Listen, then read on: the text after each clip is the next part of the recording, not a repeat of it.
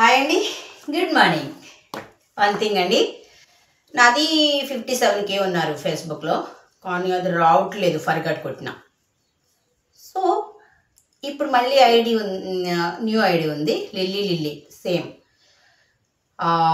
దీనికి జంప్ అయిపోండి, ఓకేనా? ఇది ఫాలో చేయండి అండ్ ఫ్రెండ్ రిక్వెస్ట్ పెట్టండి. ఫేస్బుక్ కదా, 1K 5K దాటితే ఫాలోయింగ్కి వస్తుంది అనమాట. 1Kనే కాబట్టి. సో వన్ థింగ్, ఒక సాంగ్ పాడుకుందాం. నా జీవితంలో ఎండా వానలు రాగా పగలు చీకటిని నేననుభవించగా, నా జీవితంలో ఎండా వానలు రాగా పగలు చీకటిని నేననుభవించగా, పగలు మేఘ స్తంభమై రాత్రి అగ్ని స్తంభమై, పగలు మేఘ స్తంభమై రాత్రి అగ్ని స్తంభమై ఆవరించినావే, ఆదరించినావే, కన్నీరు తుడిచి నన్ను ముద్దాడితివే. యేసయ్యా యేసయ్యా యేసయ్యా యేసయ్యా,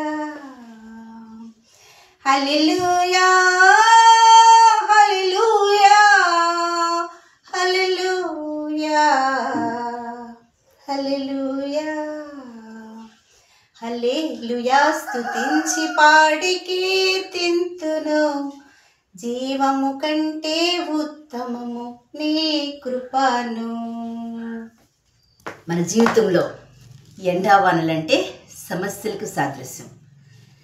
నా జీవితంలో ఎండావానలు రాగా పగలు చీకటి అనుభవించాను. అంటే పగలు ఎండ రావాలి, కానీ వాన వస్తే అంటే ఆపోజిట్ పదం అన్నమాట. పగలు చీకటి అనుభవించాను. నా జీవితంలో ఎండావానలు రాగా పగలు చీకటి నేను అనుభవింపగా, పగలు మిగ స్తంభమై రాత్రి అగ్ని స్తంభమై. అంటే న్యాచురల్గా ఒక పద్ధతి ప్రకారం పగలంటే ఎండ రావాలి, రాత్రి అంటే వెన్నెల రావాలి.